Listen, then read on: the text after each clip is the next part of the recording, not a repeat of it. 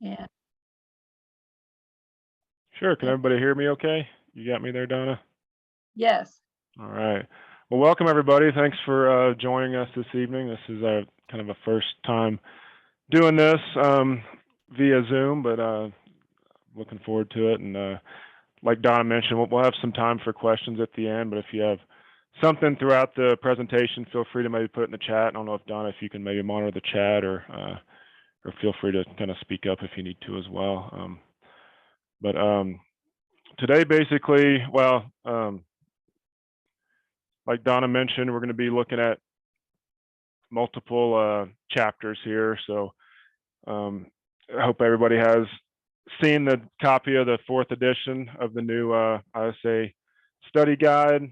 Just came out a few months ago. So we're going to be looking at tree identification, chapter 2, tree selection in chapter 6, and then installation and establishment in chapter 7. So we have a decent amount of ground to cover here this afternoon.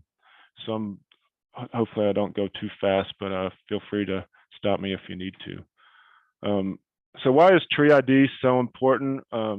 So we basically trees need to be identified to determine, what the needs are for the plant. Every plant has different needs and requirements, and if you can't identify the plant, then you can't treat the plant for its proper needs. So especially when it comes to like insect and disease diagnosis, it's actually by law, you have to be able to properly identify a plant in order to apply any pesticides. So you can't just go and blanket spray all the trees for a certain insect. You have to actually know what the trees are and be able to identify those by law from Department of Agriculture. So Carl Linnaeus, he's basically the grandfather of taxonomy, or the father of taxonomy. Back in the 1700s, he came up with a system basically that we use today of plant taxonomy. So it's basically, taxonomy is the science of classifying organisms into taxa. So trees are basically classified using 7 major groups called taxa or taxon. So and then so basically you look at kingdom, phylum, class, order, and then more specifically what we deal with a lot more with the tree and plant basis is that family, genus, and species. Basically all the trees are going to be in your plant kingdom, and then it kind of goes down from there. So if you look on the bottom right there, that King Philip came over for good soup, that's a good little way to remember the KPCOFGS, if that makes sense. So just kind of a nice little acronym for help you remember those. And there's probably going to be a test question similar to this that'll kind of ask you the order of this. So you really need to know the kingdom's going to be at the top, and then the phylum, class, order, family, genus, and species is how those go. Plant classification, so broken down a little bit further. So you kind of separate vascular plants from plants lacking vascular tissue, and then they get more subdivided into angiosperms and gymnosperms. So angiosperms are basically those that have the enclosed seeds. So at time of pollination, so flowering plants, pretty much most of your deciduous trees and then your broadleafed evergreens are going to have those enclosed seeds. And then your gymnosperms are going to be your naked seeds. So that's basically your conifers. You have the ovule that are exposed at time of pollination. So any of your cone-bearing plants, so anything that, your pines, your spruce, firs, hemlock, and there's one that's kind of a weird one, that's ginkgo, which a lot of people will think that ginkgo is an angiosperm because it looks like it is a deciduous tree, but it has those nice kind of fan-shaped leaves. If you've ever seen ginkgo biloba, but it's actually a gymnosperm, so that's kind of an oddball one that stands out from the rest. So, and then once you get your angiosperms, you divide those even further into dicotyledons or monocotyledons, commonly called dicots or monocots. And dicots basically means 2 seed leaves, and monocot is 1 seed leaf. So think di means 2, and mono is 1. So that's a good way to remember that. And your monocots are going to be typically your grasses, a lot of other plants like lilies and orchids fall into this category, and palms do fall in this category. Even though palms are called palm trees, they're not really a true tree. It's actually a monocot. So palms are actually more closely related to grasses and lilies and orchids than they are to a true tree.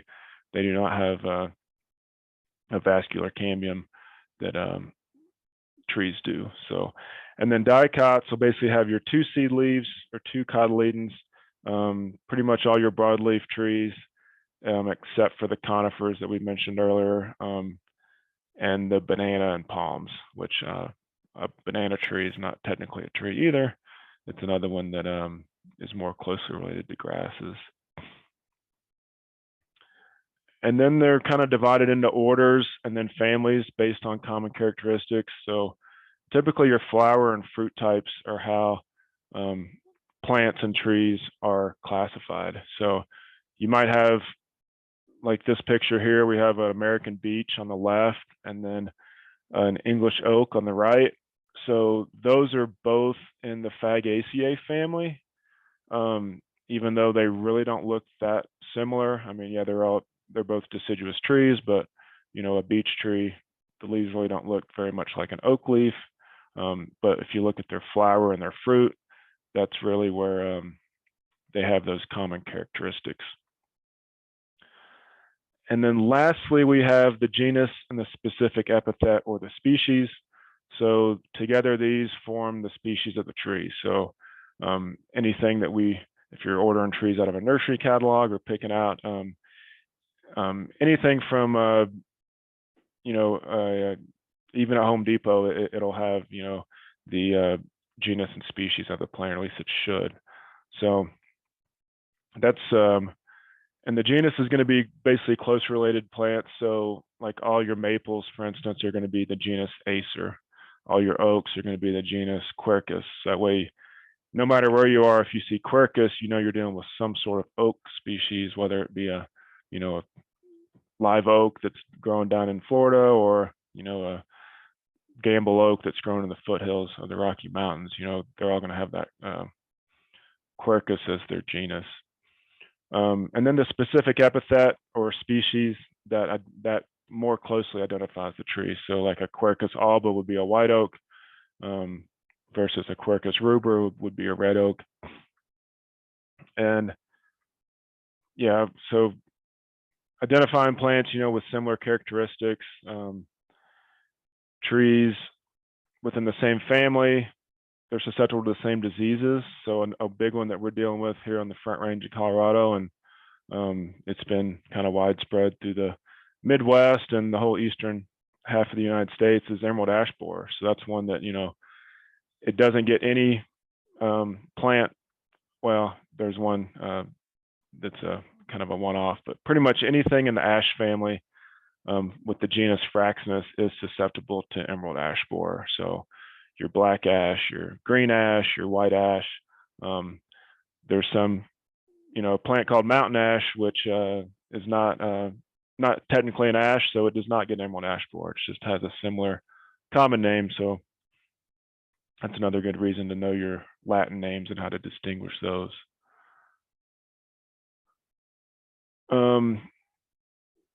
So yeah, a lot of people are familiar with common names. A lot of folks, use common names. I mentioned oak and maple earlier, and probably most people listening on the call knew what they were.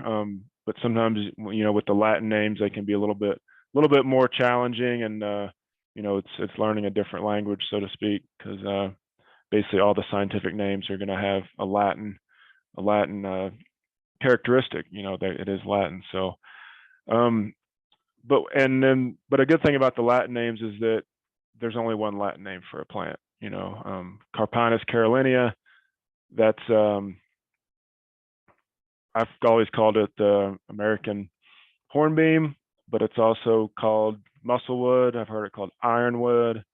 There's a bunch of different names that it can be called depending on where you are in the country or world. So knowing those Latin names is really important. So kind of the difference between the scientific versus the common, like I mentioned, the Latin name is always going to have a genus and a species. It's always going to be a two-part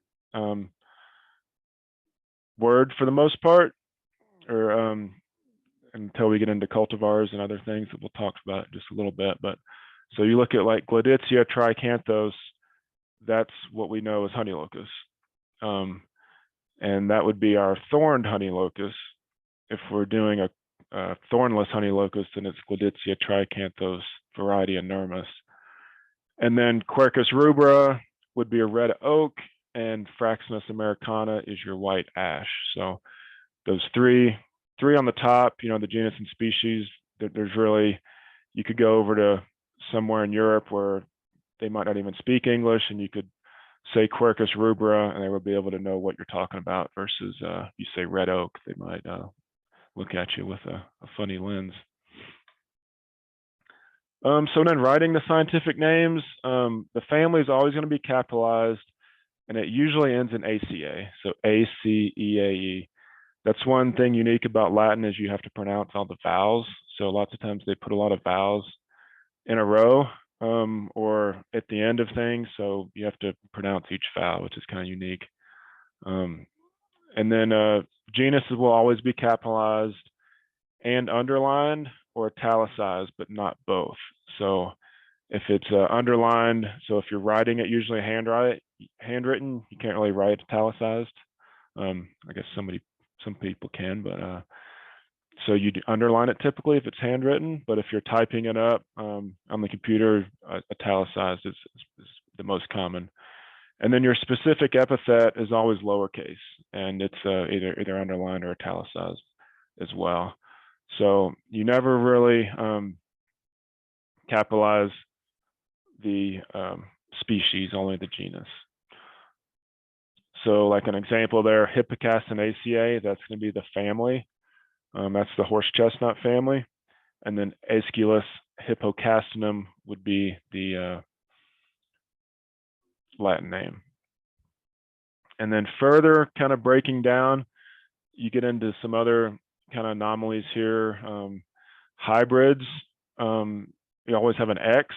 So and the hybrid is going to be basically a cross between two different species. There are a couple intergeneric hybrids where they actually cross different genus together, but those are pretty rare.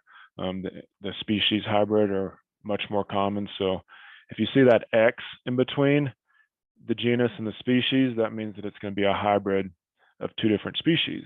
So for this example, Acer X freemanni, that's the Freeman maple, and that's actually a cross between red maple and silver maple, creates that hybrid of Acer X freemanni.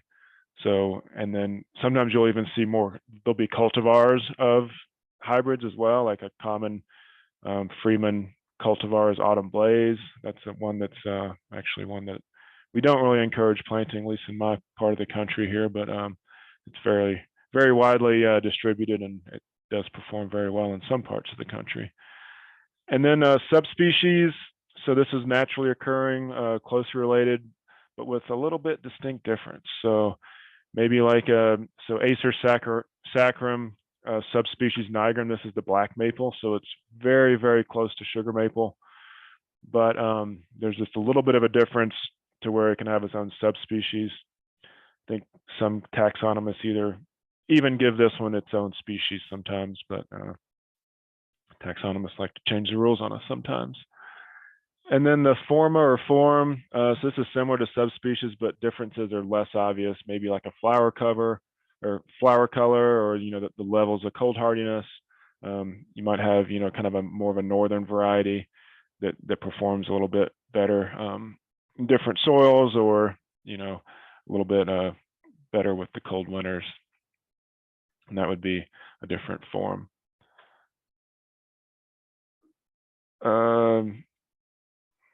What happened here? All right. And then a variety is basically a trait that's different from other plants, but it's naturally breeds true to that trait. So a good example of this is the thornless honey locust. So Gleditsia tricanthos, that's just the regular honey locust. You see that picture on the right-hand side there? That's what true native honey locust looks like if you find it in the wild. So those of you that are climbing arborists, when you see this tree, you really want to just go home for the day because they're not very fun to climb. I'll speak from experience. But there's a variety called inermis where it actually will breed naturally without thorns. And that's why the majority of the honey locusts, or pretty much all the honey locusts that are sold in the nursery trade and that are planted, are going to be that thornless variety. Now they always have that gene in their DNA, so sometimes they will revert back and you'll see some thorns on them, especially some of the like older, more mature honey locusts, especially if they're stressed. You'll see a lot of thorns sometimes like on sucker growth or that sort of thing. That'll come back, but the whole tree typically, if it's a thornless variety, it'll pretty much stay mostly thornless. Sorry, a little side tangent there, but and then cultivar. So these are our genetically identical clones. So like Acer platanoides crimson king. That's basically one where they actually breed that from a cutting. So that'll be the same no matter where you get it. It's going to be either a cutting or a graft. And this one's it's always capitalized and either enclosed in a single quote or preceded by CV. So mostly it's the single quote. That's usually how you write the cultivar. And then the common name you never capitalize unless it's a proper name. So if it includes something like a name like American or Norway or something like that, you would capitalize just that portion of it. So like Norway maple, you would capitalize the Norway part, but maple would be lowercase. So a little recap here. So nomenclature is the naming of plants. Scientific names are always going to be Latin, and just as important, if not, I think more important than common names. And then knowing Latin names is more universal, and it can be, like I mentioned, it can be utilized around the world. And it sounds pretty cool to homeowners if you can bust out something like Metasequoia glyptostroboides versus just saying they have a Dawn redwood in their backyard. So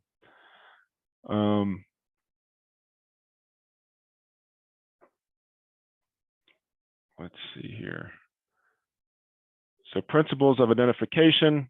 So plant morphology. So this is basically the study of the form and structure of plants. So there's a lot of different ways to identify plants. And a lot of it, I always say, is, different seasons, different times, and different sizes of plants or trees. We're talking mostly about trees, but plants are the same way. But, just like a young tree is going to have different visual characteristics than a mature tree. So if you're looking for tree form to identify your trees, it's going to be tough on like a really small newly planted tree because a lot of those look very similar. Same with like bark texture. That's another one that a lot of the bark texture doesn't really get its identifying characteristics till it gets more mature. But things like twigs and leaves and flowers and fruit and buds, those are all very similar on young plants as well as large mature plants as well. And then scent's an interesting one. There's not a ton of plants that have scent or one that's noticeable, but there definitely are some. One that comes to mind is Ailanthus altissima, which is common name is the tree of heaven, or it's also called the Chinese sumac sometimes, even though it's not related to sumac at all. But it has real kind of a peanut buttery, I really don't like the smell, but some people do if you bruise one of the leaves. So that's one that, if you didn't have any eyesight and you were able to be close to that tree, you could identify it just from the smell. But those are all different ways to identify trees, and I recommend using all of them. Obviously, if it's not in flower, you can't use that flower, or in the winter, you can't use the leaves, but sometimes you can find a dead leaf that's crumbled up on the ground or something that's still attached. So there's ways to identify all types of the year. And then tree form, there's a lot of different types of tree form. The X current and the D current are kind of the two groups that are kind of easily distinguishable. The X currents, think of that as more of like a central leader, like most of your conifers, like a Christmas tree, just has that one central leader, kind of a pyramid shape. And then your D current are typically more spreading, more like your cottonwoods and some of the maples and things of that nature. But then there's also all sorts of other tree forms, like vase shape of the American elm, and there's a lot of different cultivars of columnar trees now that are real narrow and very upright. Weeping trees, those are pretty unique. There's not a whole lot that really looks like those. So definitely look at the different tree forms. And this is, like I said, this is some of these, will have these characteristics when they're young, but these are generally for more medium to mature trees as they kind of get their true form. And sometimes their form will change over time as well. So, and then bark is a good one. There's a lot of different characteristics of bark out there, and this is one that's really good in the wintertime when there's no leaves on the trees or fruit present, and you can really go up and look at the bark. A lot of these you can just identify from looking at the bark, like that top right is the London plane tree, or also closely related to the sycamore. And then your bottom left, that cherry tree bark, there's just not a whole lot that looks like it. You have some exfoliating bark. So definitely use all those characteristics when they're available. And then gymnosperms, like I mentioned before, this is going to be your conifers for the most part, but your gymnosperm leaf types. So basically anything that's a pine is going to have needles or leaves that are in bundles, also called fascicles. So that top picture there, can you guys see my cursor if I point there? Does that work? So that one there, like you can see, this is like a bundle of 3. And then that's a bundle of 2. So there's some pines that will just have, needles and bundles of 3, and another close related pine that has bundles of 2. And that's a good identifier. And then spruce and fir usually are on like a single stem. So that's going to be these next ones here, where they're basically radial around that stem, and they're just in a single form. And then you have some scale or all-like foliage. Kind of looking at these are junipers and arborvitaes. They have more scale all-like foliage. And then here at the bottom left, these are more like your cedar or Lebanons, like your true cedars, or also larch has these kind of comes out in these like tufts that are not technically bundles, but they come out in kind of a tuft-like form. And then your angiosperm leaf types, you kind of have different parts of the leaf. Your apex, your margin, you have the base, your petiole, your midrib, and then you have a lateral vein. So basically on that left-hand photo there, that's going to be a simple leaf. So your petiole is basically the stem of the leaf, and then your leaf blade is your entire leaf. So right where the bud is, everything above the bud is your leaf. And then on a compound leaf, some might think these are individual leaves here, but these are not individual leaves, these are leaflets, and this is all one leaf, and that's because that's your bud. So one distinguisher is you'll never find a bud at the base of a leaflet. Your bud will always be at the base of your leaf, right at the petiole. So, and then there are some, I think we get into a little bit more types of compound leaves, but that's kind of your basic simple versus compound. And then the compound leaf types, there's kind of 3 different types for the most part. There's the palmately compound, so this one here, and I use it because it looks like the palm of your hand, and like buckeyes and horse chestnuts will have a palmately compound leaf. So that's all one leaf, and then that's the petiole of the leaf that attaches back to the stem. And then you have pinnately compound, which is basically this is all one leaf, and the bud will be at the base of that petiole there. And then if you imagine that you have a pinnately compound leaf, but you just dissect it more, and you look at something like a honey locust or a Kentucky coffee tree, for instance, this is all one leaf. So you'll see that, and the bud will be right at the base of that petiole there. So that's the bipinnately compound leaf. And then leaf margins, there's a lot of different types of these. I won't go into much detail, but they can have everything. The elm leaf on the top has kind of more of a serrate, or actually more of a double serrate, kind of like a sawtooth around the margin of the leaf. And then you look at the red bud at the bottom where it's completely smooth around there. And then in the picture there, oaks will have lobes and different things like that. So there's a lot of different ways that the leaf margins can look. And then leaf shapes. Like I said, I won't go into too much detail on these two, but you can see there's a lot of different shapes, talking about the tip of the leaf, whether it goes to a point or where it's ovoid, more rounded. And then you can also look at the bases versus the apex. An elm's a good one, like this oblique here, where the bottom lobe comes lower than this lobe, so the leaf's actually asymmetrical. And elm is a good example of that one. And then leaf arrangement. So leaf arrangement is basically how many leaves, or basically where the leaves are attached to the stem. So if you look at the opposite ones, so like a maple, you'll see that both the leaves come out right across from each other.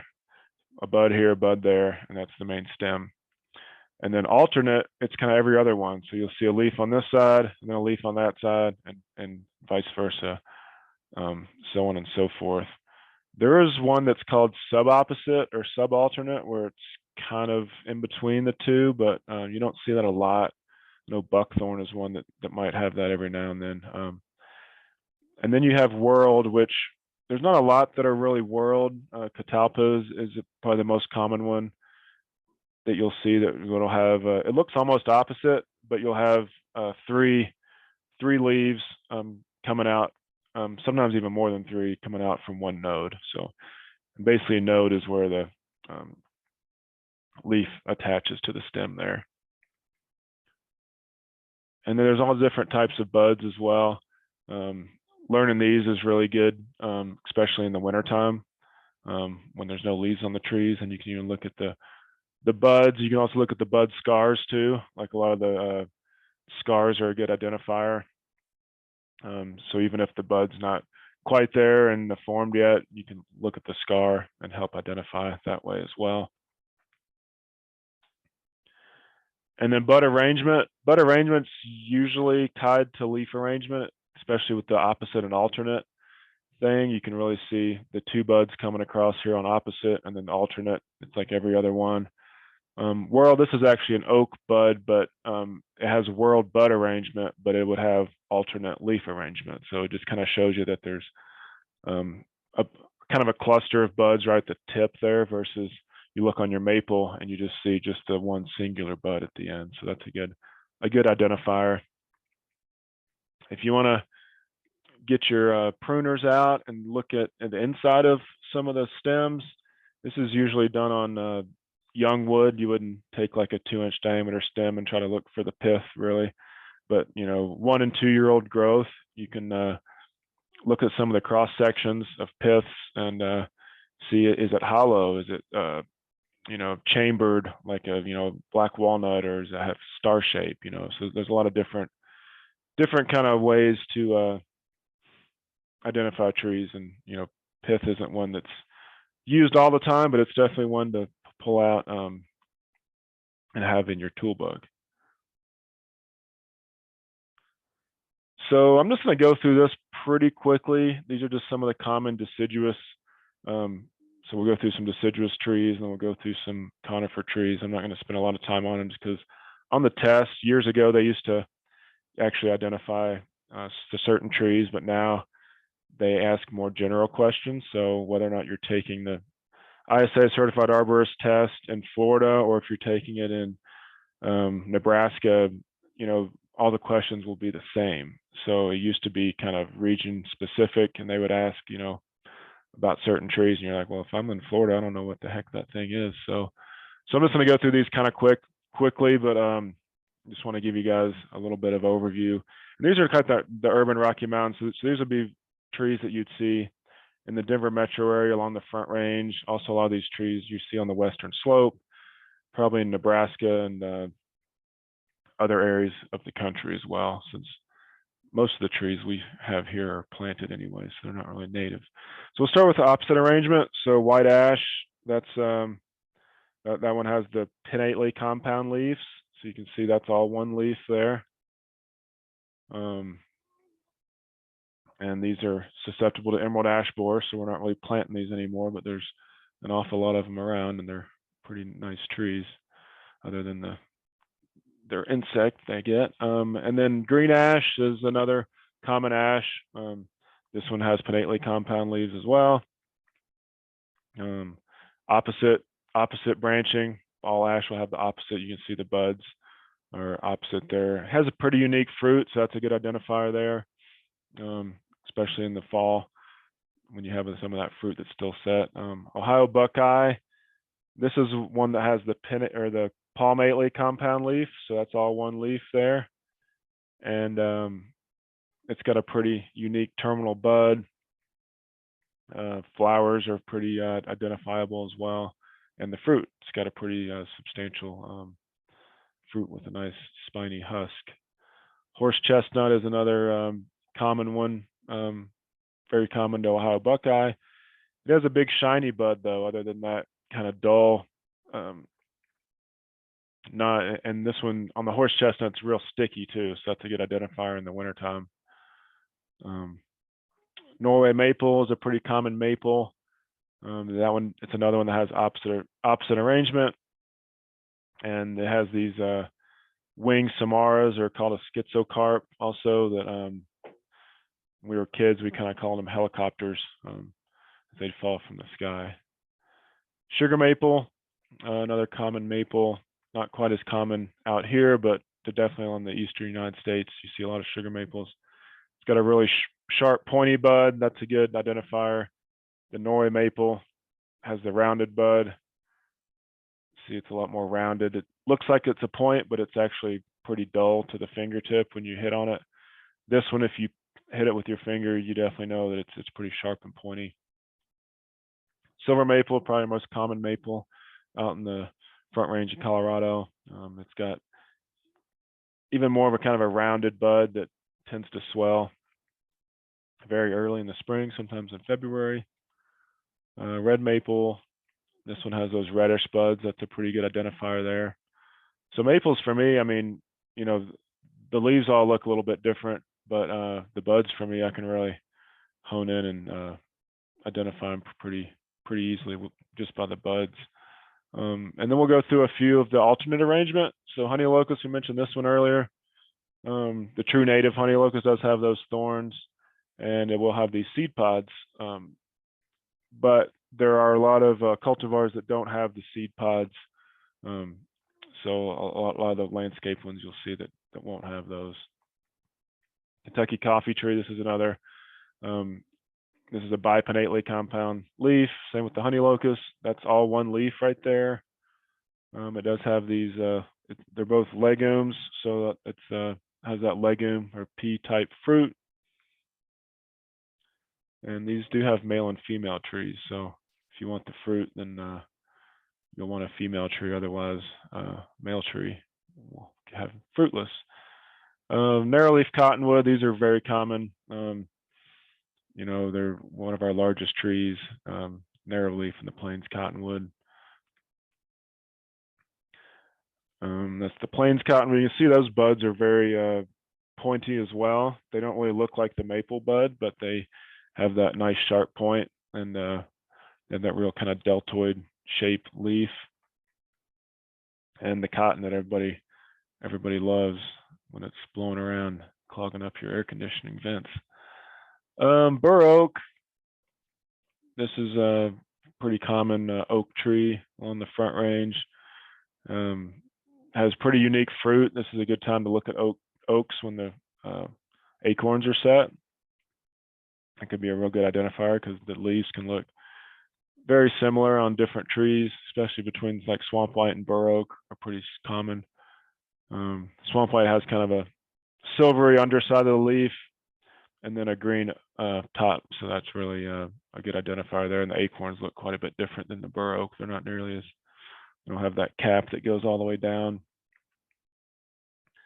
American elm, I noticed these, this isn't the best picture here, but they have a really nice face shape. So when you look at these mature American elms, you can really see a really nice face shape for those. So that's one I like to identify just on form primarily. Siberian elm is one that just kind of a ratty looking tree.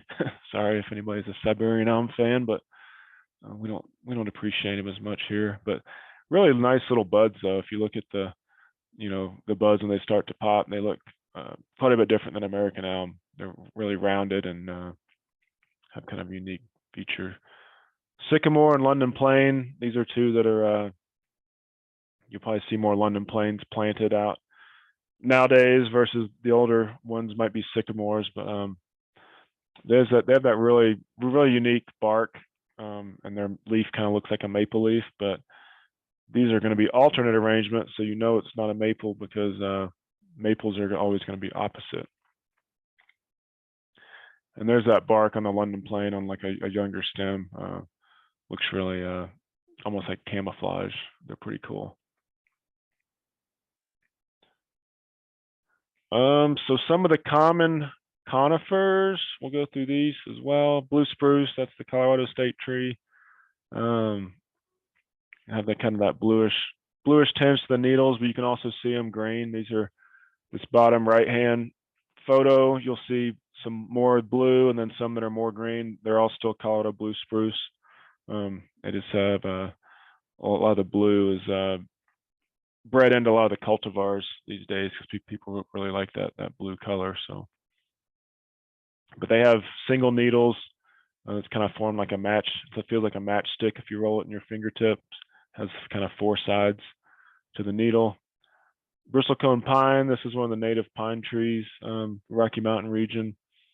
This is a 5-needle pine. They tend to grow pretty small in their native environment, but they can get fairly large down at our elevation. Pinyon pine. This is another more of a xeric pine. Can't remember. I think this is a 3-needle pine, 2 or 3. Don't recall right off the top of my head, but this is the one where they get the pine nuts from. So if you guys like your pesto with the pine nuts, this is a common one where you can get your pine nuts. Austrian pine. This is not a native pine, but it's probably the most commonly planted pine, at least in the western United States. And these are the ones that have bundles of 2. So you see that bundle of 2, and then the ponderosa pine, it has 2s and 3s. So sometimes you got to look for a little while if you're trying to distinguish a ponderosa from an Austrian. But if you find a bundle of 3 on the tree, you're most likely looking at a ponderosa. This is another one that has a good scent too. I'll say if anybody's ever kind of scratched the bark of a ponderosa pine, especially if you're out like in the native range, it kind of has that really nice vanilla smell to it. So that's a good identifier as well. All right, so we moved through one chapter. How you guys feeling? Thumbs up. Any questions before I move on?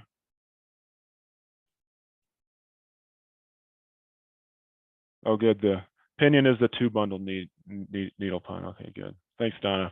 Sometimes you forget. All right, so tree selection. This is chapter 6. So planting the right tree for the right reason. That's kind of the most important thing to do. Trees provide all sorts of benefits, especially the urban environment. We get all sorts of environmental services like oxygen production, air quality. It improves water quality, carbon sequestration. We get social benefits. You know, it increases property value. I know that if I'm looking at a house, the last house I bought it because it had nice trees. You know, the wife was looking at the inside and I was out looking in the backyard at the nice trees I had. So, you know, crime reduction, walkability, you know, you're much more prone to want to walk down a nice street that's lined with trees versus one that's has no trees or very small trees. So, and then you get the energy benefits, you know, shading of the structures, pavement, you know, especially out in the plain states, you know, trees can provide a great windbreak for protection. You know, a big one, you know, the right tree in the right place for the right reason. So you really, you know, need to match the species to the planting site. You know, all trees are going to have different growth habits, water needs, etc. You know, check what's growing in the neighborhood. That's another one that a lot of people don't think about. But if you drive around the neighborhood and you see that, hey, this, you know, this tree is doing really well here. You know, we do want to plant diversity, so you don't want to plant, you know, 100 of the exact same trees. But if you have certain trees that are performing very well and some that aren't, that might make a good sign to say, you know, what's going to be suitable for that area. You know, the soil pH and the drainage. You can do like a percolation test. You can see that picture on the bottom right. That's actually a native range of bald cypress down in Louisiana. And, you know, that bog has, you know, water, standing water in it, you know, 6 months to 8 months out of the year. So there's not a lot of trees that can survive in that environment. So if you try to put a tree that doesn't like to get his feet wet in that environment, then you're not going to have very good luck. But you can get similar environments in the urban area as well, you know, if you have, you know, really tight clay soils with poor drainage. So a percolation test is good. Just kind of a good rule of thumb, you know, dig a hole, fill it, and let it drain within 24 hours, and then fill it back up and see if it's completely drained. If it has drained, then that's adequate for most tree species. This is kind of a broad thing, but you know, if you come back 2 days later and it's still full of water, then yeah, you're probably going to want to do some sort of something different for that site. You know, learn your plants. Don't lump too many species together. That's a good. A lot of landscape architects, you know, they like to have it to where you have groups of trees, which are awesome, but you don't want to have too many. That way, if we do have an insect or disease issue, it doesn't wipe out, you know, a large population of your trees. And then understand like the right-of-way regulations. This is a big one in Denver. Knowing what you can do in the right-of-way and rooting space. You know, this is kind of the left is like the old style 5x5 tree pit, and trees just do not like to grow in that type of environment. So the last 15-20 years we've been trying to do something more that's on the right. You know, still have adequate walkway, but you have that, not only do you have a buffer from protection from, you know, vehicles and, you know, pedestrian traffic, but it gives that rooting space, you know, gives those trees a chance to survive, so they're not just growing in a pit. You know, and know what the, you know, trees are, how they're supposed to grow. You know, here's a row of blue spruce that was planted in a, you know, that's just not the right tree for the right place. You know, they don't, they're either going to have branches that are going to be growing out into the cars, and they're going to have to get, you know, either broken off or pruned off. You know, that really steep hillside, they're not going to get the adequate moisture that they need. So as you can see, some of them are even starting to fail, and they're not even that old yet. So, and then, yeah, I get it. You know, you got to be able to see the signs, but, you know, there's another option other than just, you know, topping these trees every year with a pair of hedge shears. You probably could have either planted a tree that was going to grow tall and have the canopy above the sign, or, you know, plant a tree or a shrub. Maybe don't even put trees there. Maybe put shrubs there that aren't going to get, you know, above your 9-10 feet that you're trying to accomplish there. And then EAB, I mentioned this one earlier, but this is a big game changer for, you know, planting of trees and our diversity. You know, we've always talked about diversity, but I think with this little bugger here, this even more in the forefront now. So this diversity rule, and there's a few different rules out there. I believe this is the one that's in the study manual, but don't quote me on it. So this is like the 30-20-10 rule. So this is typically when you're planting like a large population of trees. If you're going in planting like one tree or two trees at a residence, you know, it's kind of hard to follow this rule. But this is where you can look around and see what other trees you have. If you already have 10 maples on the property, maybe not plant another maple, maybe go for an oak or something else that might kind of help with the diversity. But you really never want to plant more than 30% from the same family, 20% from the same genus, and then 10% of the same species. So that's just a good rule of thumb to try to follow, especially when doing large scale plantings. And then nursery stock selection. Make good decisions, you know, at the nursery. This is your time to really pick out a good quality tree. Excuse me. Don't go for the 50% off rack. You know, there's certain things in life that you want to get a bargain on, and trees really aren't the one. It's better to have the pay more money, get a higher quality stock than to there's a term that working for Parks and Rec I really do not like, but there's a term called park grade trees, and there's like, oh, they're park grade, and they're usually have like a broken branch or, you know, something that's been messed up, and it's like, well, hold on, we like to put nice trees in our parks. We don't want park grade trees. But anyway, so look for structure. You know, you want to look for one central leader. For the most part, there are some species that, you know, there's some exceptions to that, but, you know, definitely mechanical damage. You know, if you're buying a tree that has a big trunk wound on it or has some broken branches, that's not you're starting with a damaged product. Always look for insect disease issues. You know, are there some insect disease issues that aren't that big of a deal, like hackberry nipple gall, for instance? That's a gall that gets on the leaves of hackberries that is really more of an aesthetic thing. Pretty much all hackberries, at least in our area, will get that. So don't reject a hackberry because it has that. But you know, if you see some other insects that are going to be damaging to the tree's health, definitely try to avoid those. And then check the roots if possible. I know a lot of times you can't see the roots. They're either inside a ball and burlap, or they're under, you know, in the container. But if you can, try to observe those. And then American Standard for nursery stock. So they have certain measurements and sizes. So you don't want to get, say, a 3-inch tree with a 10-inch root ball. That does not have the adequate root to support that tree, and it's probably going to die. So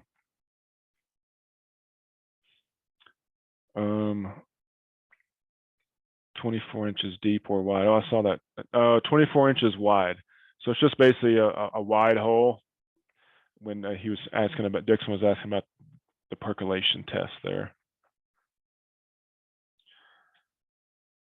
And then storage. So if you're not going to be planting your trees right away, heal them in with some mulch, especially pretty much any time of year. I mean, really, in the winter, you know, the mulch is going to keep them from freezing, and then in the summer, it'll keep the root balls from drying out. So any time of year, I would probably heal them in if you're not going to be planting them that day or very soon. And then you have all different options from the nursery. Your two most common are going to be your balled and burlapped and your container grown or containerized. Bare root, typically you get smaller trees with bare root, and you pretty much can only get those in the spring. And then the root control bags, we'll get to that here in just a minute. Actually, I got more slides on this. Yes, so bare root, you know, it basically has an exposed root system. So the benefit of the bare root tree, you can see the gentleman in the bottom of the slide there, he's carrying like 5 or 6 trees all by himself with one hand. So that's pretty cool. You can carry that many trees. So it's, you know, it cuts back on freight.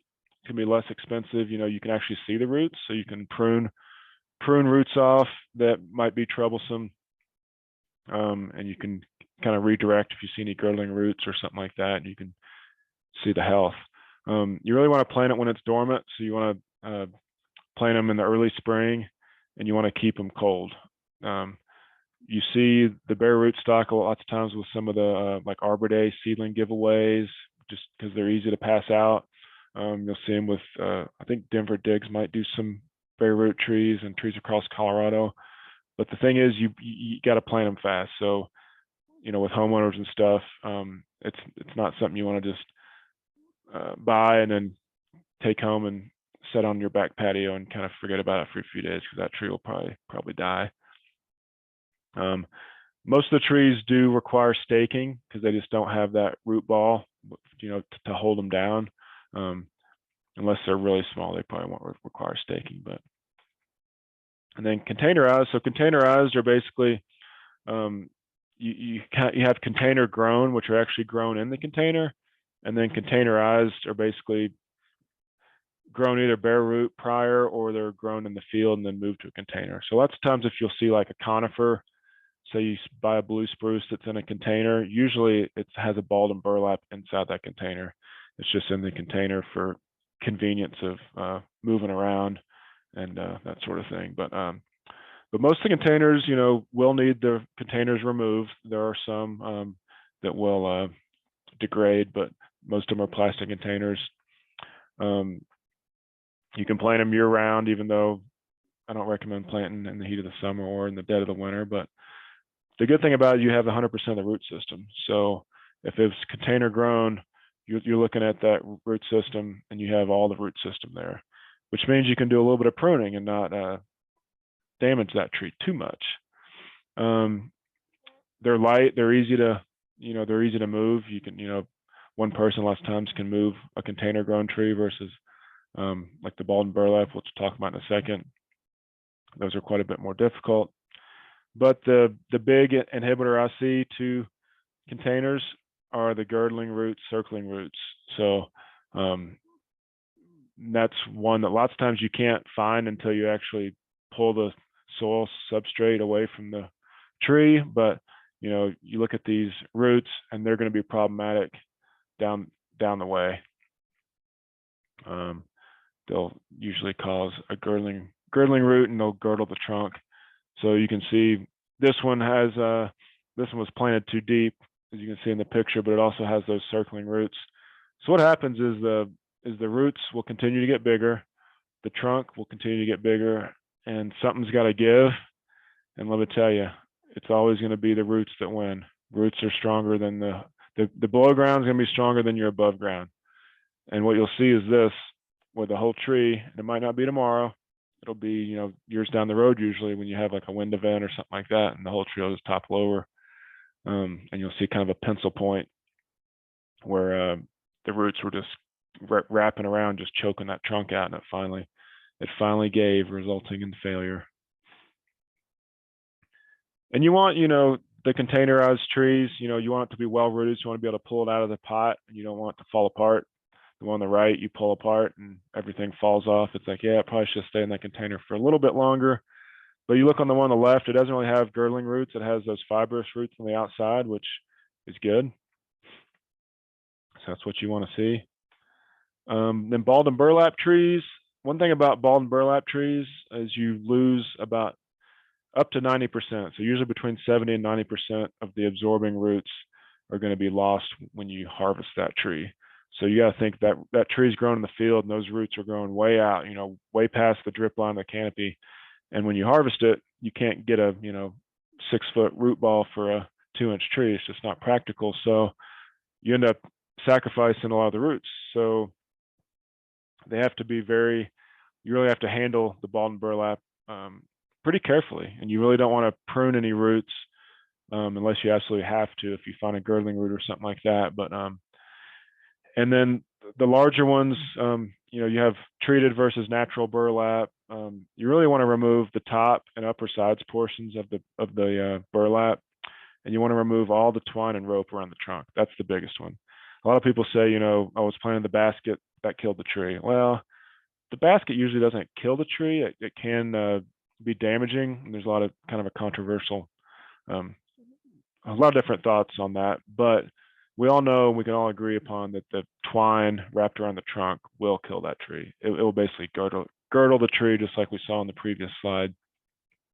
So the way I say it, and I believe it says in the manual, is remove as much of the top portion as practical. So with City of Denver, we remove the entire basket just because as long as you can do so safely and the root ball doesn't fall apart.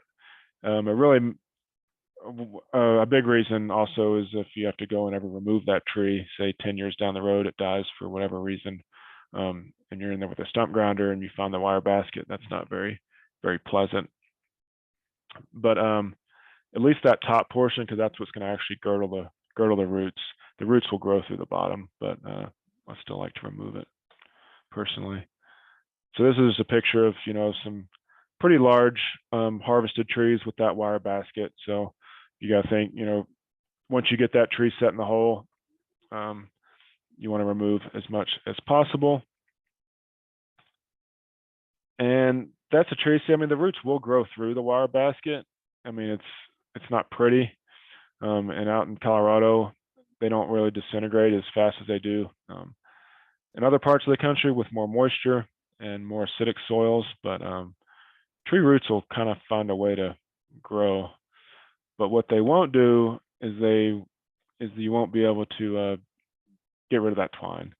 And this is a tree. The tree on the left, actually, this is at a church parking lot. I happened to be driving by, and I've saved the tree on the left. I was able to get in there. I think it's it hasn't failed yet, and it's been about 4 or 5 years. I was able to get in there with a box cutter, and I cut the majority of that twine out. But the one on the right, it was just too late by the time I got there, and you can see it was just choke that poor thing out. So killer twine. It's the worst. Then there's root control pots and air pruning pots. These are kind of newer to the market, I would say. There's a few companies that are doing these. Basically, the thought on this is the roots will grow out, hit the air, and they'll self-prune. Versus, do you see that bottom right-hand picture? The roots are just growing around in a circle. The air control pots seem to be pretty cool. So, all right.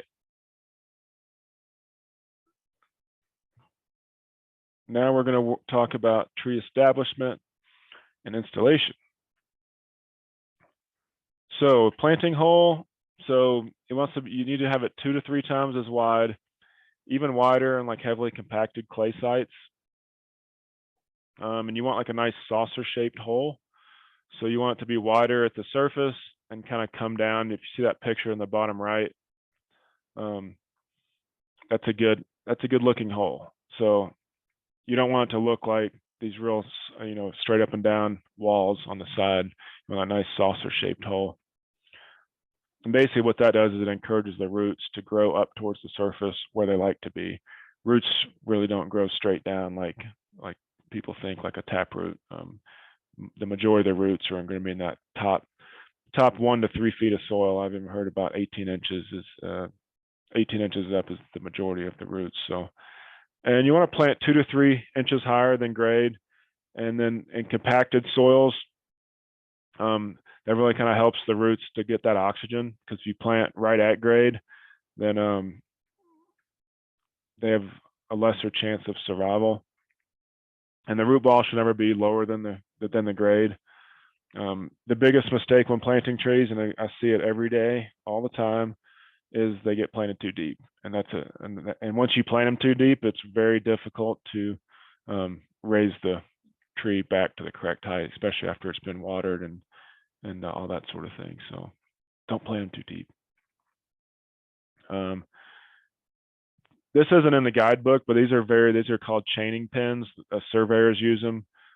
They're a really nice tool to actually kind of poke down and find where that first main order root is. So that way you don't have to excavate too much in the root ball. You can just kind of probe down and find the depth, and then plant your tree at the correct height. Trees should not look like telephone poles. So if you see a tree that's sticking straight out of the ground and there's no flare on it whatsoever, that tree was planted too deep. So, and you see it all over the place. So you want to kind of lightly work the backfill. You don't want to compact the soil. You don't want to stomp the soil as you're backfilling. And you want to water thoroughly, and that kind of removes the air pockets. Berms and wells on the slopes, that kind of helps with, especially in non-irrigated sites, to kind of hold in that moisture.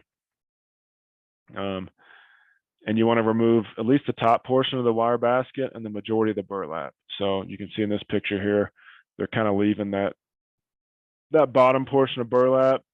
Well, no, they might be taking the whole thing off in this one, because this is one of our pictures. But yeah, you want to get off at least the top portion, and then you want to remove all the twine and tags and flagging. One thing some people don't think about is removing like the ribbons and the flagging from the tree that are on the trunk of the tree. Sometimes they're kind of up in the canopy, and once you stand the tree up, unless you're pretty tall, sometimes it's hard to reach all that flagging and stuff. So that's one thing to kind of check before you put the tree in the hole. And then you want to have 2 to 4 inches of mulch, and you want to keep that mulch away from the trunk of the tree. We'll talk a little bit more about mulch here in a minute. So shaving versus slicing. So the old method was kind of called slicing, where you would basically slice a few vertical slices around the perimeter of the root ball, and that's supposed to kind of encourage root growth, and if you have any girdling roots.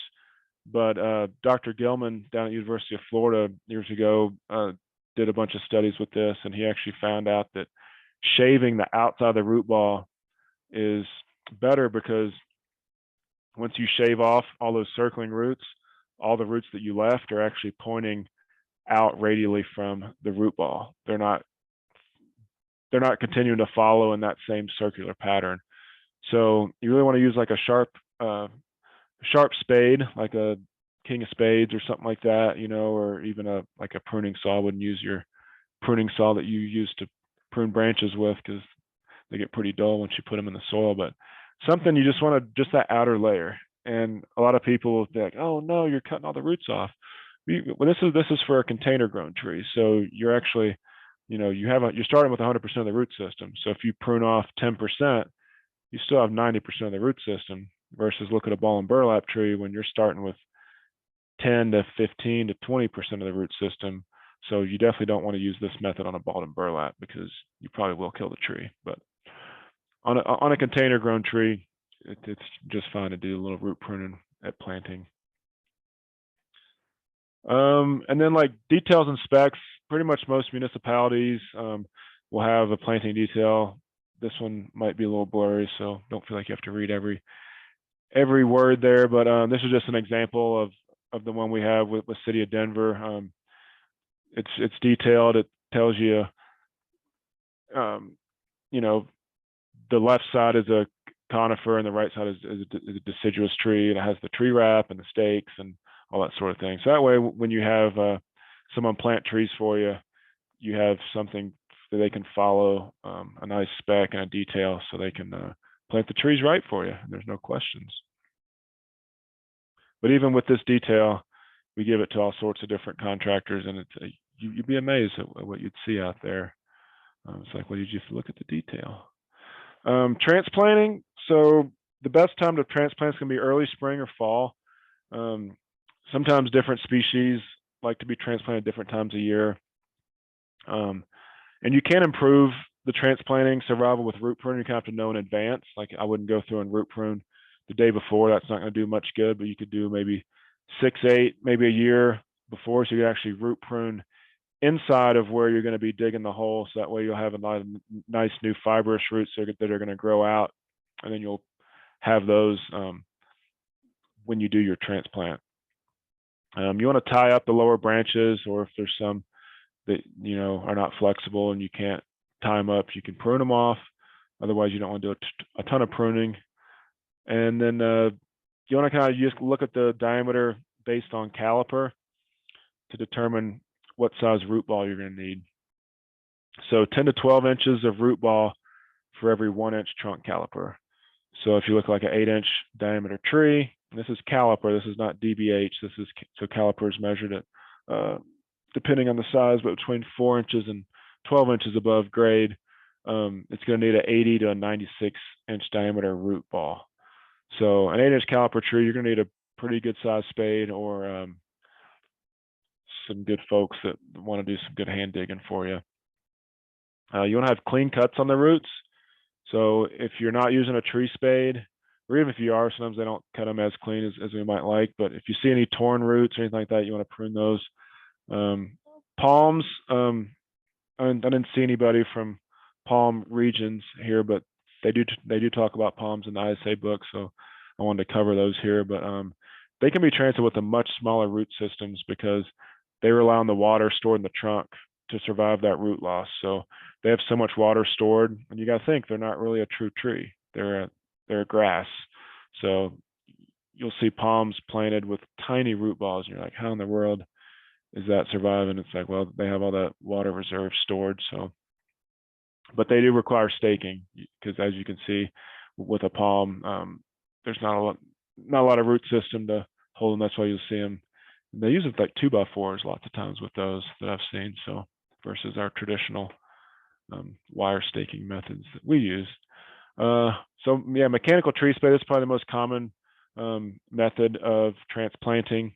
There's all sorts of different sizes available, you know, everything from like a 36-inch diameter skid steer mount or a 90-inch truck mount. There are some large ones. That one on the bottom right, that's a 124-inch spade that we used to move some pines years ago at a previous municipality that I worked at.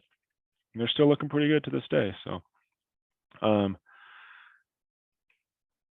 one thing that this isn't really in the ISA book, but this is one thing that I just like to throw in there, like to rototill the perimeter on the new planting site. So like when you plant a newly planted tree, you want to you don't want to dig the hole the same size as the tree because the roots don't have that soft soil to grow into. Well, I see it with transplanted trees as well, but it's not as common of a practice with transplanting trees as I think it should be.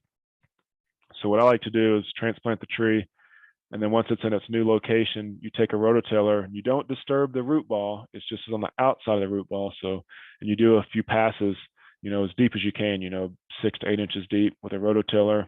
You can also do it with a shovel as well. But it really kind of helps those new roots, gives them some nice soft ground to grow into in their new site. So yeah, it's just a few different tree spades. That one on the upper left, that's one that you use for nursery harvesting. So when you go and you buy your balled and burlap trees, they use something similar to that, or even larger, you know, for your like 2 and 3 inch caliper trees. And then yeah, there's some pretty large tree spades out there.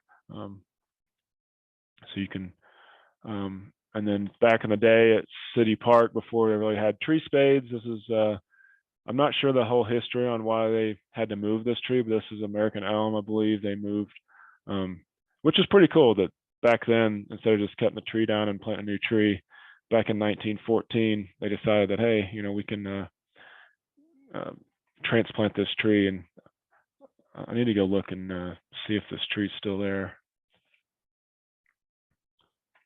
And then staking, this is one that's, there's a lot of different considerations with staking. One, you know, stakes don't really allow much trunk movement. So there's a lot of question like, do you stake a tree? Do you not stake a tree? Well, it depends. So with City of Denver, you know, we plant between 2,000 and 3,000 trees a year. We stake all of our trees because we plant a great number of trees, and we're not always back to see that tree. You know, if it were to get blown over, and we also deal with a lot of vandalism and stuff like that. So if trees aren't staked, sometimes they get ripped out of the ground. Sometimes we've even had trees got stolen before. Even so, we put like 6 stakes on a tree. It's like maybe that'll deter them. But so yeah, so I'd say if you plant a tree in your yard and you can keep an eye on it, maybe don't stake it unless it needs it. But some trees are going to need, you know, stakes, especially if it's a really windy area, if it's included in the spec, like I mentioned, like with our planting spec, we stake every tree just as a default. But you want to remove them after one growing season for most situations. There are some situations where you might leave them on a little bit longer. If it's really windy site, if it's a, maybe one of those transplanted trees, those big conifers, that's kind of has a high wind sail. And you want to stake it fairly low. You don't want to stake it too high up in the canopy, because you want to have that tree have some movement. Because if you have the stakes really tight, then the tree gets less taper. Your tree will actually rely on the stakes. It's like if you're leaning up against a brick wall for the last 10 years, well, not 10 years, but yeah, like half hour, and all of a sudden you move the brick wall, you're probably going to fall over because you're relying on leaning up against that. So it's kind of the same thing with the tree. If it relies on the stakes, then sometimes you take the stakes off and you can have situations. And if you don't take the stakes off in time, you end up with some terrible things that can happen to trees, which is just very unfortunate. The cottonwood in the upper picture there, I think that was on for like 1.5 growing seasons. So it wasn't even on that long, but those cottonwoods grew so fast. They were just very happy in that environment that it just basically girdled around the straps. And then you see the other picture where they didn't really even use very wide straps, and they're already embedded into the trunk of the tree. Stakes it's a lot of times one of those things that gets forgotten. So you stake the tree, you walk away, and everybody remembers to water the tree, but nobody remembers to take the stakes off. So don't leave the stakes on too long. So care after planting. So water is key, obviously, especially the folks that are out in the arid environment like we are. There's not really a set time to water. Everybody asks, how often do you water your plant or trees? Well, when it's dry. So that can vary from site to site. So it's good to kind of check different areas and see, overwatering can be an issue as well. But you want to water when it's about 1 to 2 inches deep, the soil is dry to the touch. And then tree wrap material. This is one, we use for newly planted trees, especially, if they have the thin bark. So usually I say November to April is a good rule of thumb in our environment. But you don't want to leave it on year round, that you can harbor insects. And I think even the ISA in the newest guide, they said that there's some studies that say that tree wrap is not always it's not as effective as they think. I'm still a proponent of it, but if they ask a question on the test about it, I'm not sure what the answer is. You have to look that one up. But I think it says that it's not 100% tried and true. So take it with what it is. Yeah, I think that's that quote I have in there. So light colored wrap is preferred, and recent studies show temperature extremes are more so with tree wrap than without. So I don't know. We still like to wrap our young trees because we've just seen too much damage, especially with like lindens and maples and stuff, to just get that sun scald if you don't. So, and then basically after planting, so like 1 year to reestablish for each inch caliper. That's a good rule of thumb. So if you plant a 2-inch caliper tree, it's going to take at least 2 years for that tree to start to establish. Now, some of those large trees that you saw with the tree spade that might be 10-inch in caliper, yeah, that's 10 years. You have to treat that tree like a baby. You can't just be like, oh, it was transplanted 2 years ago, you're good, walk away. No, you really have to treat it like a newly planted tree for the next 10 years. So that's one thing to consider, especially with the larger diameter plantings. And then you want to do kind of minimal pruning at planting, corrective pruning for structure, and any sort of broken or damaged branches. You don't want to prune off too much that the tree is having to put energy into healing those wounds versus growing root systems and getting established. Mulch is probably one of the best things you can do, but it's also one of the worst things you can do also if it's not done correctly. So, water percolates better into the soil. You get less evaporation. So in the summertime, You actually can water less if you have mulch. It's a good insulator, so even in the summer, it keeps the roots from getting too hot, and in the winter, it kind of regulates the temperature and keeps them from getting too cold. Keeps the mowers and string trimmers away, which me and Donna talked about this earlier. I think this might be the best thing about mulch, but they're all pretty darn good because I've just seen way too many young trees that have gotten damaged from mowers. And if you had a little bit of a mulch ring there that's kept, free of weeds, then that would help protect that tree. And you have lower competition from like turf and weeds. If you have grass growing right up to the trunk of the tree, one, you're going to have to weed eat around that, but also every time you water, that grass is taking up a lot of the water and nutrients that the tree might like to have.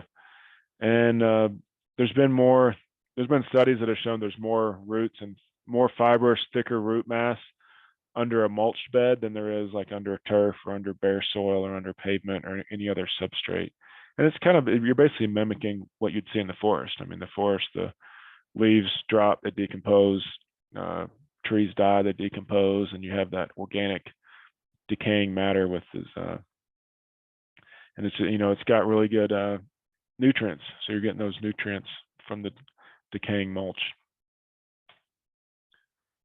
And you want to mulch about 2 to 4 inches deep. You don't want to have too thick a mulch, but the main one that I can't stress enough is keep it away from the main stem or the trunk.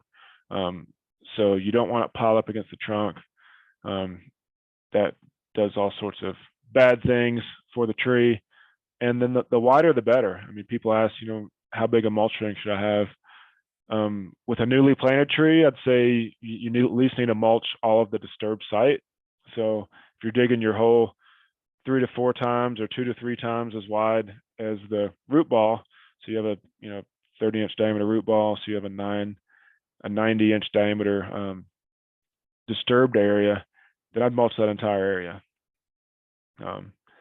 Now, if you have a large mature tree, if it was me, I'd say, yeah, mulch out to the drip line, but sometimes that's not feasible if you have a turf situation. But that's a whole nother topic for another day. And you don't over mulch. So, too much mulch, see how the stem's buried. You don't want that. And you see there's a lot of probably like landscape contractors. You see a lot of like HOAs and stuff where they mulch every October or every spring or whatever it is. They're on a mulching schedule, so they have to charge the client for mulching. And if you go in and don't add any mulch, the client's going to say, well, what are we paying you for? So if I was a client, I'd say, hey, I'll pay you to pull all that mulch away from the stem of the tree. But that's not always the case. So, especially in Colorado and a lot of the other arid regions, like, if you're applying mulch every single year, the mulch might not be decaying as fast as you're applying it. So you have to kind of keep that in mind. You don't want to just keep adding more and more and more mulch because it can do a few things that it does bad. One, it can kind of suffocate the root system because the roots like oxygen. And if you're burying the roots in that picture on the right, 12 to 18 inches of mulch, there's not a lot of oxygen percolation getting down through there. Another one is that you can get girdling roots and adventitious roots. Start with adventitious roots. So adventitious roots are basically roots that grow from an area where they really shouldn't grow. So the photo on the left, if you see roots, I don't see them in this picture, but if you see roots starting to grow out of that trunk of the tree, roots aren't supposed to grow out of the trunk of the tree. There's a few species like some of the ficus trees that'll have aerial roots. That's a different situation, but in the normal trees that you're planting, you really should not have roots growing out of the trunk of the tree. So what'll happen is they'll grow out in that mulch because it's nice, organic. It's a great place for roots to grow. And then you get a little bit of a dry spell and some drought, and those roots are the first ones to dry out because they're in that mulch right on top. Another thing is they can start to grow around the base of the stem. So you actually have roots that can start to girdle the stem. And then also, the trunk of the tree is designed to be above ground. The roots are designed to be below ground. So if you have mulch, which is quote unquote basically soil packed up against the trunk of the tree, then you get all sorts of insects and diseases that can harbor in there, and just bad things for the trunk, for the tree. So I heard this term. I was on the Tour de Trees a few weeks back, and somebody said the term, you don't want mulch volcanoes, you want mulch donuts. So think of a donut. So you want it like flattened out with a hole in the middle for the trunk of the tree. So you don't want any mulch really up against the trunk of the tree. You want a nice donut around. So that's food for thought on mulching. These are some of the fine folks that I stole some information from, so I'll give them credit for some fine photos and some knowledge. And that's pretty much all I've got for you guys. I'll feel free to open it up for some questions if anybody wants to either come off mute, or if there's anything typed in the chat there, I'll be happy to answer those. And then Donna wanted me to mention my email address there. It's probably best contact, but feel free if you think of something, after, this evening or even next week or so. I think we're going to open it or keep it open for questions until the end of the entire course. So if you think of something even after the fourth and final presentation, feel free to shoot me an email. I'll try to answer it best I can.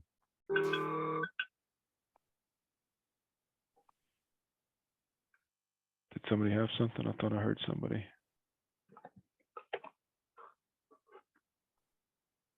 Yeah, Nick, do you have a question?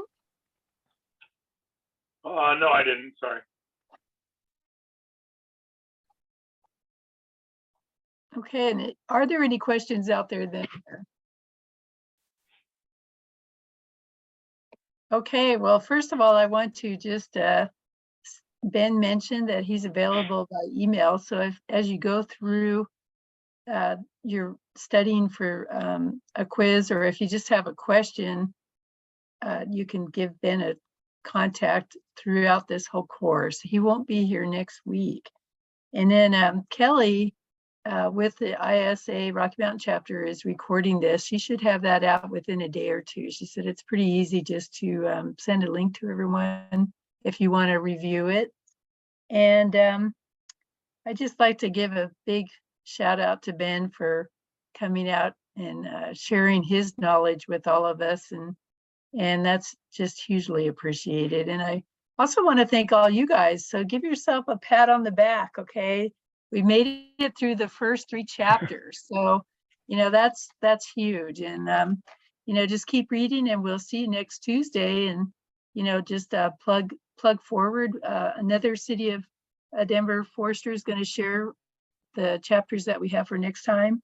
And those are chapters 10, 11, 15, and 16. So just keep reading, and we'll see you next week.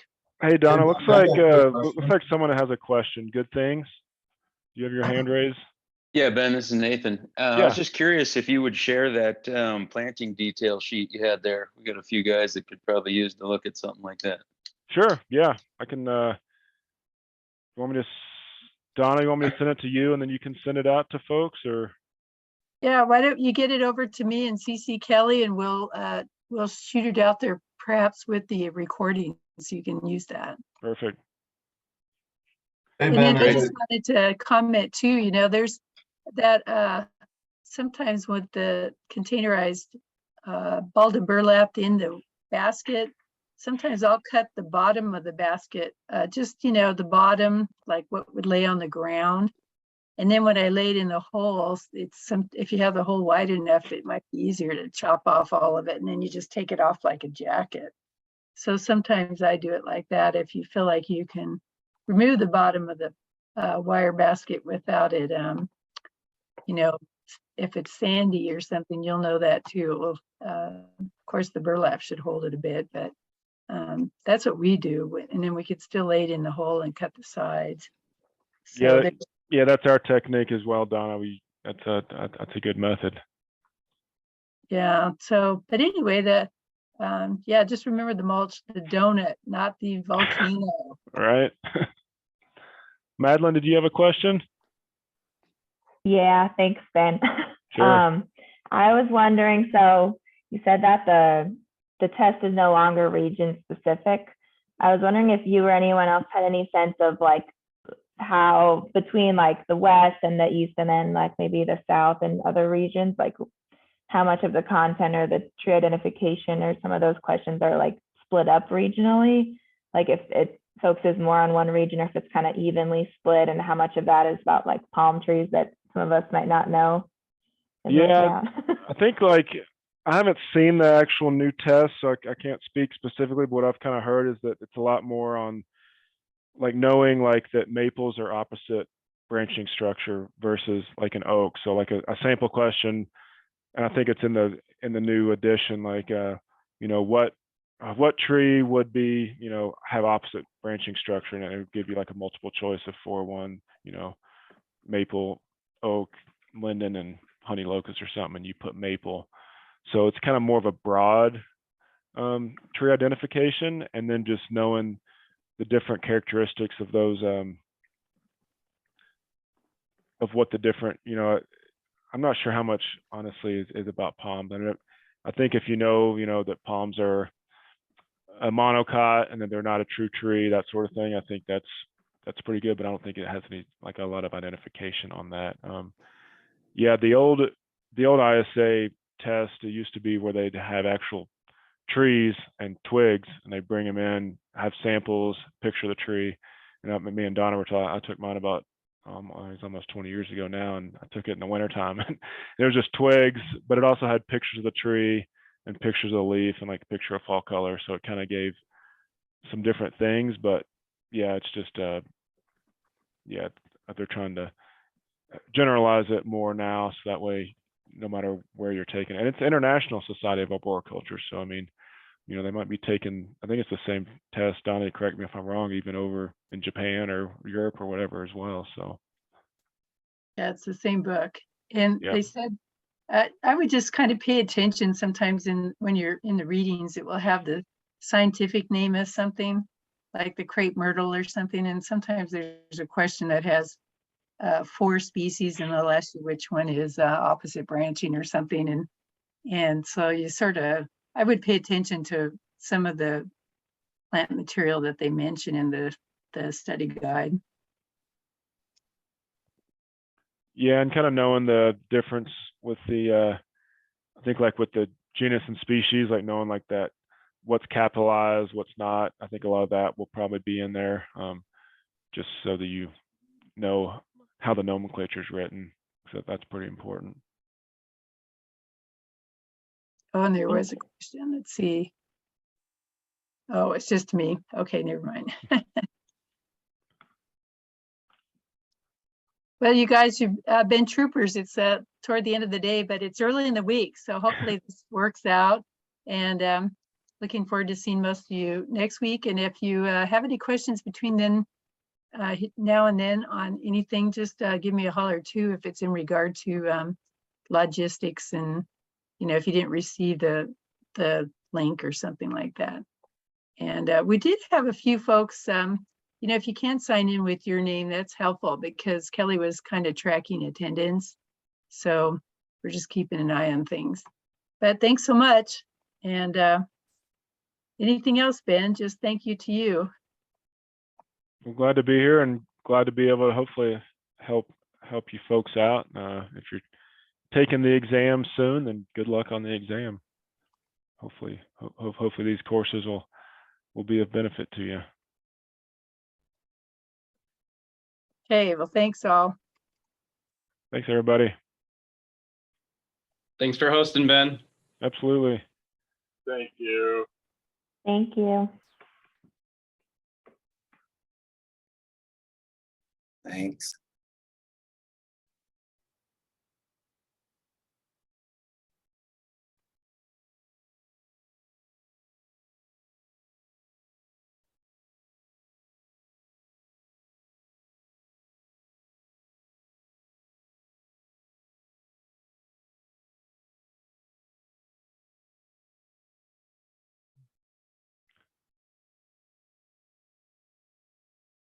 Sure.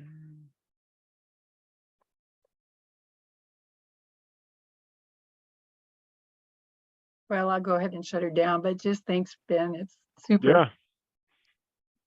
It was good. I'm Until- glad we had such a good turnout. That's awesome. Yeah, and I'm just excited that people have the new book in their hand and they can give it a shot, you know. Right. Cool. Well, have a good one, Donna. We'll talk to you later. Yeah, I'll shut it down now, but we'll until next time, everybody. All right. Thanks.